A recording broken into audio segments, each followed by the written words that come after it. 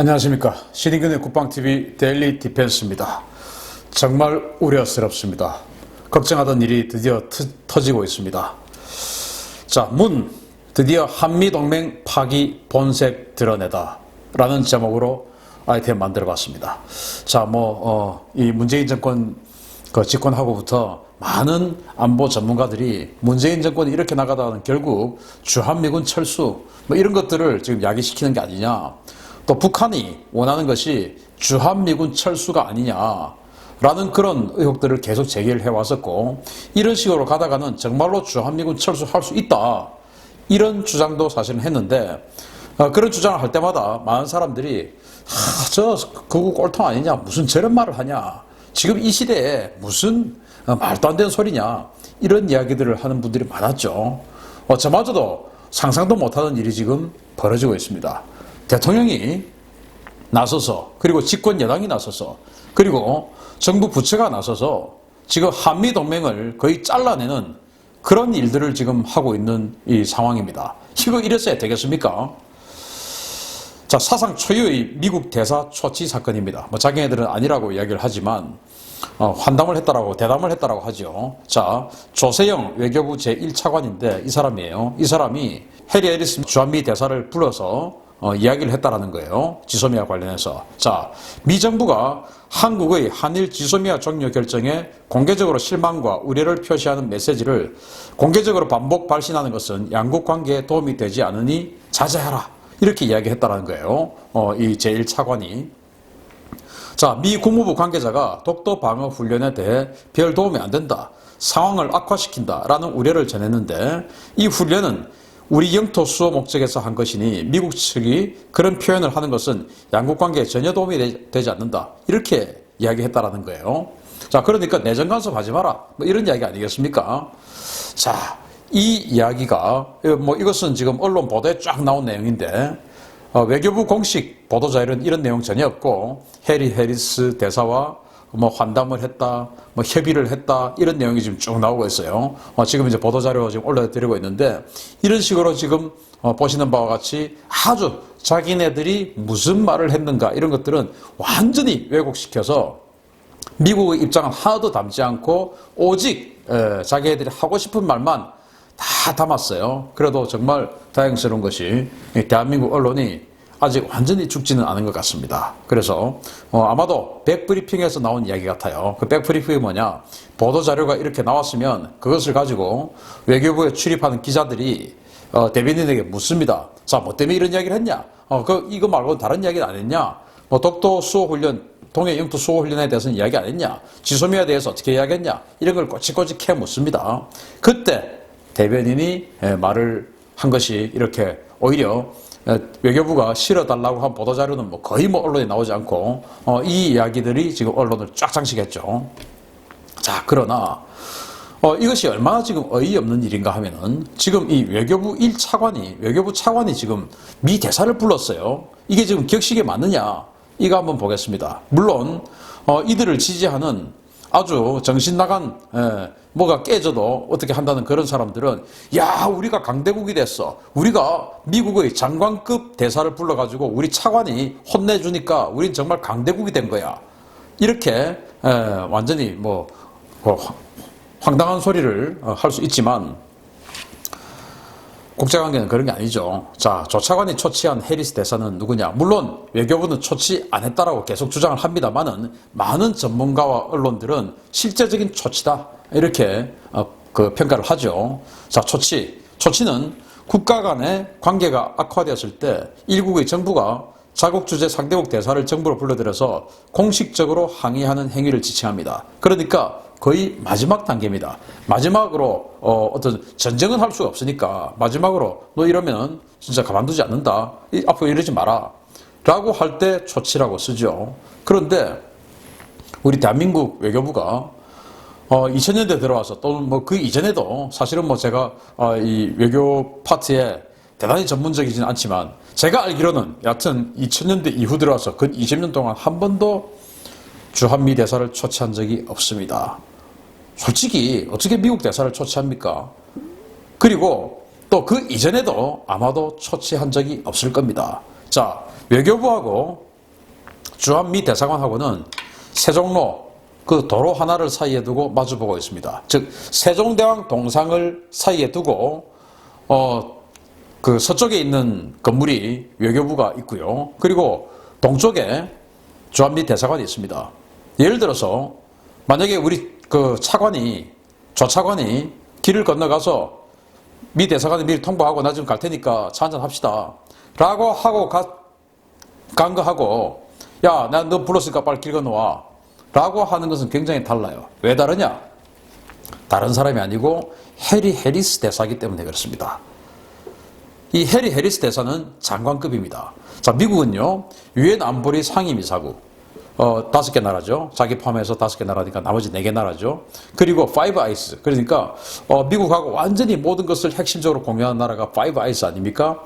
영국, 호주, 뉴질랜드, 캐나다 뭐 이런 나라들인데 그중에서 영국은 이 상임이사국에 들어가 있으니까 나머지 호주, 뉴질랜드, 캐나다 이 나라들 그리고 독일은 또 강대국이니까 독일 이를 제외하고는 전부 장관급이 아니에요. 이 나라들만 장관급입니다. 그런데 유일하게 그런 나라들을 제외하고 이 해리 해리스 대사만이 장관급입니다. 왜 장관급이냐? 바로 직전 보직이 미 태평양 사령부 사령관이었어요. 장관급이죠. 그래서 이 해리 해리스 대사는 원래는 호주 대사로 내정이 되었었고 호주 정부로부터 아그레만까지 받은 상태였는데 갑자기 사실은 이 한국으로 이동이 된 사람입니다. 이 사람의 어떤 그 출신이 반은 일본인이다 뭐 이런 건 다 여기서 논의할 바가 아닙니다. 그냥 미국인입니다. 미국인이고 미국의 장관급 인사예요. 그 장관급 인사를 대한민국의 차관이 불렀습니다. 불러가지고 따진 거죠. 이거는 심각한 외교적 결례를 행한 겁니다. 그랬더니 해리 해리스 대사는 그 다음날 즉 어제죠. 어제 있기로 했던 제향 군인의 행사 그러고 뭐 이런 여러 가지 우리 안보 관련한 행사들이 2개가 있었는데 그 전부 다 불참했어요.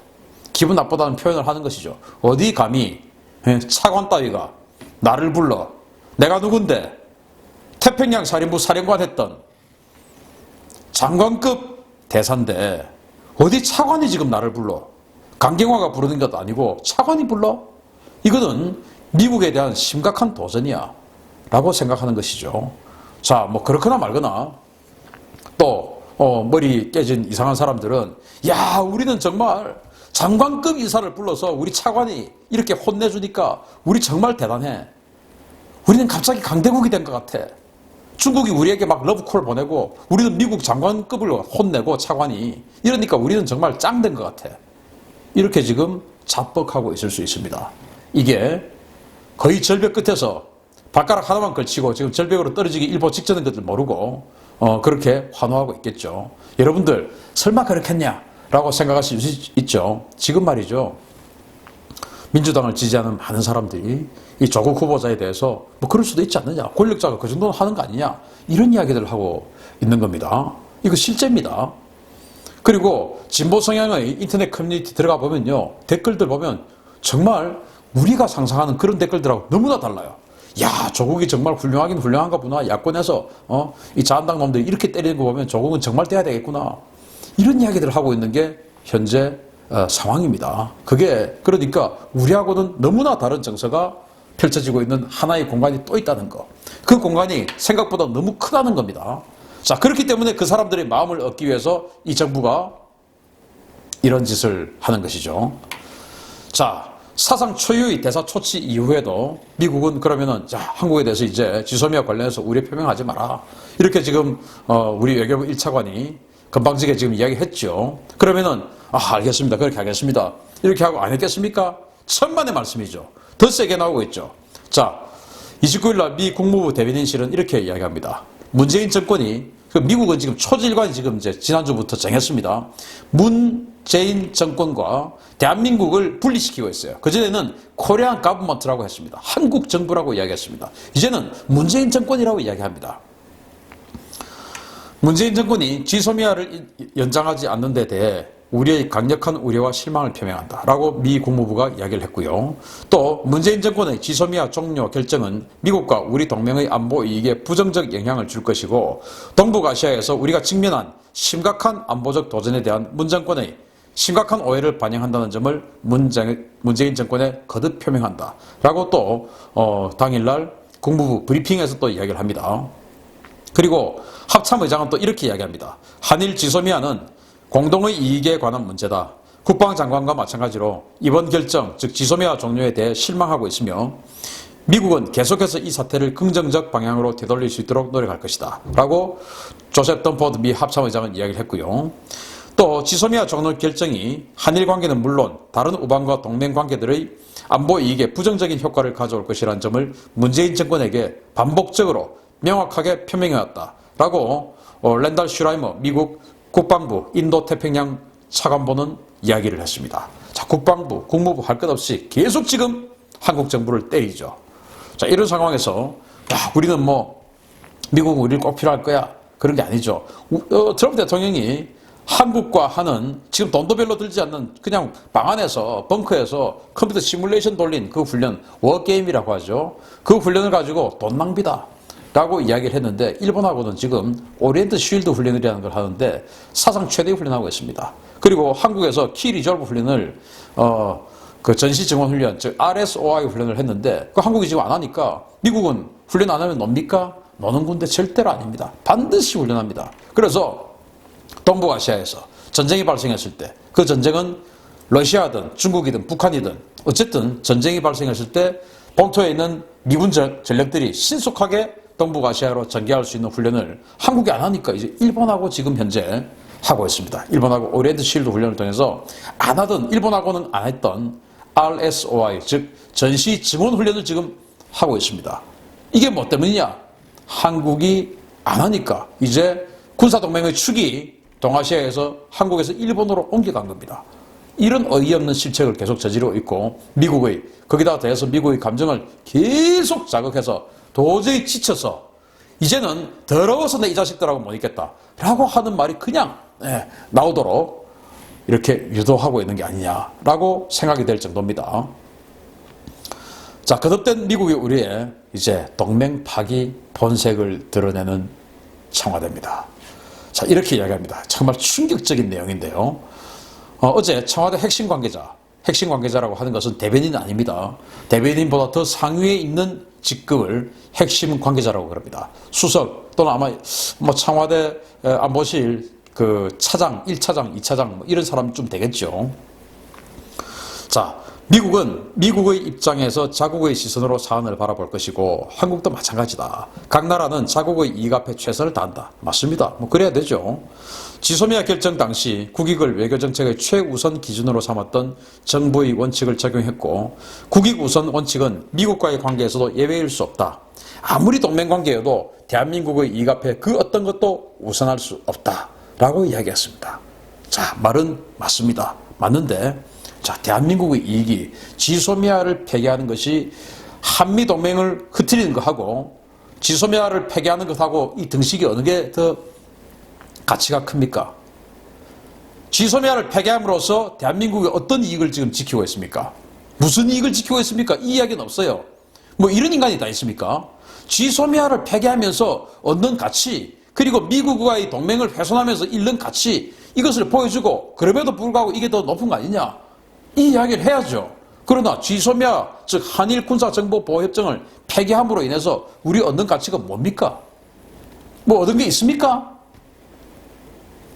야, 우리 국가 안보를 책임지는 청와대 핵심 인사가 한미동맹을 해치는 이런 것을 다른 국익보다 더 못하다라고 이야기하는 것도 우습지만 다른 국익이 전혀 없음에도 불구하고 이렇게 거짓말하는 것은 더 경악스럽다 이겁니다. 어떤 이익이 있냐 이거예요. 지소미아 폐기하고. 자, 이 정부는 말이죠. 자해공갈단입니다. 지소미아 종료로 얻은 건 국익이 아닌 박리죠. 왜? 지소미아를 폐기하고 나니까 이 머리 깨진 이상한 사람들이 전부 다 우리 정부 너무 잘한다. 일본 놈하고 같이 하면 안 돼. 난리 났죠. 여러분도 아닌 것 같습니까? 진짜입니다. 이런 일들이 벌어지고 있기 때문에 지지 세력을 결집하기 위해서, 위기를 돌파하기 위해서 또 민주연구원이라는 데서 양모 씨가 이렇게 발표를, 내부 문서를 적었죠. 일본하고 긴장을 계속 해나가는 것이 선거에 유리하다. 이렇게 적고 나니까 그래, 일본하고 계속 긴장을 극대화시키자. 독도 수호 훈련을 하면서 일본을 최대한 자극해서 일본이 도저히 못 참게끔 만들자. 그래서 우리한테 포함방 쏘게끔 만들자. 그러면 그냥 후다닥 붙어버리고, 또 사람들도 우리 해군들 혹시나 수장당하면은, 야, 이런 호재가 어딨냐, 이런 거 아닐까요? 저는 이거 아니고서는 답이 없습니다. 지소미아 종료를 얻은 게 뭡니까? 국익은 전혀 없습니다. 지금 한미동맹이 완전히 파탄날 지경에 있습니다. 그러면 또 어떤 사람, 한미동맹 파탄나면 어때서? 이렇게 이야기하겠죠. 한미동맹 파탄나면요, 대한민국은 거지됩니다. 미국의 눈밖에 나면은 거지됩니다. 제가 그것을 지금 계속 올려드리고 있죠. 친미국가와 반미국가의 GDP 차이, 그리고 미국에게 찍힌 나라들의 GDP, 1인당 GDP 다 보여드리고 있죠. 자, 집권력을 국익으로 포장하는 그들, 집권 위해서는 동맹도 필요 없습니다. 이 사람들은 말이죠, 말이 항상 달라요. 자유한국당 같은 이 보수당이 매일 이 사람들한테 깨지는 이유가 뭔지 압니까? 그런 보수 정당들은 애국심이 있어가지고 거짓말을 잘 못합니다. 거짓말을 잘 못해요. 일본하고 이렇게 하면 안 된다라고 하면은 이쪽에서 친일파로 확 씌워가지고 아주 나쁜 놈으로 매도할 거 알면서도 그래도 일본하고 이런 식으로 지내면 안 된다는 것을 알기 때문에, 우리 국익 때문에 그것을 어쩔 수 없이 그렇게 버텨나가야지, 우리라도 이렇게 해야지 라고 하는 저 순진한 생각 때문에 이들한테 판판이 깨지는 겁니다. 이들은요, 말만 이렇게 하는 게 아니고 진짜로 행동도 이렇게 합니다. 왜? 이들은요, 자기네들만 정권을 잡으면 되는 집단들입니다. 국민들이 어떻게 살든지, 국민들은 완전히 쓰레기를 주워 먹든지, 그런 것들은 전혀 관계가 없어요. 그들은 쓰레기를 주워 먹으면 먹게 될수록 결국은 우리가 했던 일들을 다 잊어버리고 까맣게 잊고, 왜 내가 쓰레기를 줍게 됐느냐, 이것은 다 잊어버리고 결국은 우리를 지지하게 된다. 왜? 어떤 상황에서도 가진 자는 존재하기 때문에 우리는 그들만 때리면 된다. 삼성은 존재할 것이고 현대는 존재할 것이야, 한지는 존재할 것이야. 우린 그들만 때리면 돼. 그들과 이 사람들을, 쓰레기 줍는 사람들을 분리시키면 돼. 그래서 쓰레기 줍는 사람들을 우리 많이 만들면 우린 계속 이 정권을 이어가는 거야. 그래서 대한민국의 국부가 지금 한 해 예산 500조 하다가 나중에 50조가 되더라도 그래도 우리는 권력은 갖고 있잖아 라고 하는 집단이 아닌 이상 이럴 수가 없어요. 근데 저는 그런 집단이라고 봅니다. 지소미아 없어도, 아니 여당 대표라는 작자가 이런, 말이 됩니까? 지소미아 없어도 안보는 이상무다. 지소미아 없어도 안보 이상무 할 수 있어요. 그러나 지소미아가 없으면 한미동맹이 흔들리는 그 연결고리가 있기 때문에 그런 짓을 하면 안 된다는 겁니다. 지소미아 종료해도 종료의 안보위기론 꺼내면 친일파다, 이런 이상한 이런 등식이 어디 있습니까? 지소미아 없어서 일본하고 관계 틀어져도 저는 관계 없어요. 일본하고 뭐 안 보고 살아도 아무 관계 없어요. 그렇지만은 그렇게 되는 순간 미국하고도 안 보게 될 가능성이 있기 때문에 저는 지소미아 폐기를 반대하는 겁니다. 미국하고의 관계가 여기에 엮여있기 때문에 반대하는 거예요. 그것을 지소미아 종료에 안보위기로 꺼낸다고 미국이라는 것을 싹 제외하고 일본, 딱 앞에 있는 일본만 딱 꺼내가지고 신친일파다 이렇게 이야기하는 이 야비한, 정말 얄팍한 이런 작자들, 정말 어떻게 이런 사람들이 대한민국 지도자가 됐는지, 정말 참 끔찍한 모습 아닙니까? 지금 하는 일도 참 끔찍합니다. 자, 국익과 동맹의 상관관계, 필리핀 한번 봅시다. 필리핀이 말이죠, 미군 기지가 6개가 있었습니다. 그리고 수빅만이라고 하는 곳에 지금 사진에 보이는데 여기가 수빅만이에요. 여기에 미 7함대의 사령부가 있었어요. 그래서 미 7함대가 수빅만을 거점으로 하고 요코스카에도 일본 요코스카에 군함대를 마련해 놓고 있었습니다. 이 필리핀에 미군이 주둔할 당시에 세계 19위의 1인당 GDP였습니다. 그리고 아시아 2위였습니다. 그게 바로 필리핀입니다. 바로 1960년도의 일입니다. 그런데 지금 어떻게 됐습니까? 세계 128위, 우리의 10분의 1도 안 되는 1인당 GDP를 가지고 있습니다. 1960년도 당시에는 우리보다 압도적으로 잘 살았죠. 그런데 1986년도 아키노 대통령이 이제 출범을 했죠. 당시 마르코스라고 하는 한 20년 동안 독재했던 사람 쫓아내고 아키노가 집권을 했습니다. 마르코스는 친미주의였죠. 마르코스의 독재를 미국이 용인해주고 있었죠. 그래서 마르코스는 친미주의였습니다. 그런데 아키노가 집권하고 아키노는 민족주의를 표방합니다. 그리고 미군을 몰아내기 시작하는 작업을 합니다. 그래서 반미 정책을 펴고 여론을 만들어갑니다. 어떻게 하냐?